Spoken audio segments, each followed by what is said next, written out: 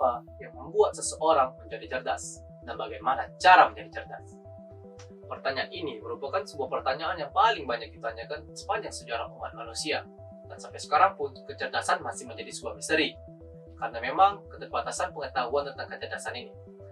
Tapi, dengan keterbatasan pengetahuan mengenai kecerdasan, manusia pada saat ini mampu membuat sebuah teknologi dengan nama Artificial Intelligence. Jadi, Artificial Intelligence atau yang biasa kita sebut dengan AI merupakan salah satu bagian dalam ilmu komputer yang berfokus pada pembentukan mesin yang memiliki kecerdasan dan dapat berinteraksi dan bekerja seperti manusia dengan menciptakan Artificial Neural Network dengan metode Deep Learning, yaitu sebuah metode yang terinspirasi dari struktur dan fungsi neuron dalam otak manusia. AI dapat belajar dan meningkatkan kemampuannya dengan belajar seperti manusia pada umumnya. Jadi, dapat kita ibaratkan bahwa AI adalah sebuah bayi, bukan sebuah, tapi bayi yang polos, masih belum tahu apa-apa. Dan si bayi, dalam perjalanan waktunya, ia bisa belajar dari pengalamannya dan dari pengalaman orang lain. Atau si bayi bisa observasi dan berinteraksi dengan lingkungan sekitar dia. Dan cara kerja AI itu kurang lebih sama dengan si bayi tersebut. Kita ambil contoh saja, AlphaGo, sebuah AI yang berhasil mengalahkan pemain terbaik dalam permainan papan Go.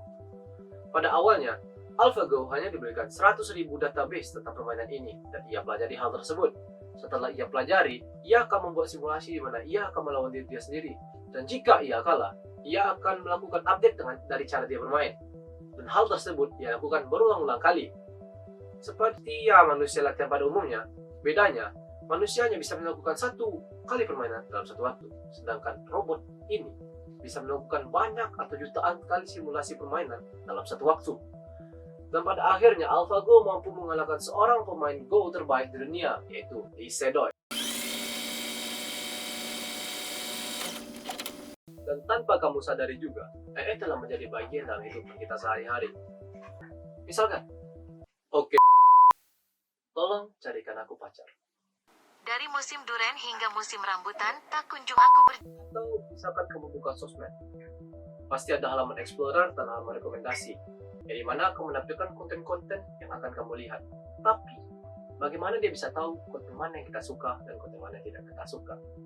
Atau jangan-jangan ada orang yang sengaja pilihin kita konten tersebut satu-satu gitu. Si A sukanya ini, si B sukanya itu. No.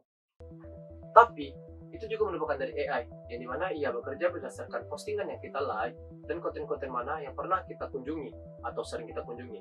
Dan hal tersebut menjadi poin bagi AI untuk menentukan konten mana yang akan ia tampilkan untuk kamu. Jadi, kalau komputer aja udah sepintar ini, berarti eksistensi kita sebagai manusia bisa tergantikan dong. If AI is much smarter than a person, what do we do? Mungkin kita susah atau sulit untuk mengerti tentang pola pikir AI ini. Tapi kembali kepada dasarnya, kita adalah manusia yang memiliki passion dan gairah. Sedangkan AI atau komputer hanyalah sebuah mesin yang hanya memiliki objektivitas. Kita bisa saja membuat sebuah AI yang bisa mengalahkan pemain-pemain papan terhebat di dunia. Mungkin di masa depan, umat manusia bisa membuat sebuah AI yang dapat membantu memecahkan permasalahan ekonomi di dunia atau membuat sebuah resep obat dari sebuah penyakit yang kalau manusia lakukan membutuhkan waktu bertahun-tahun atau berpuluh-puluh tahun.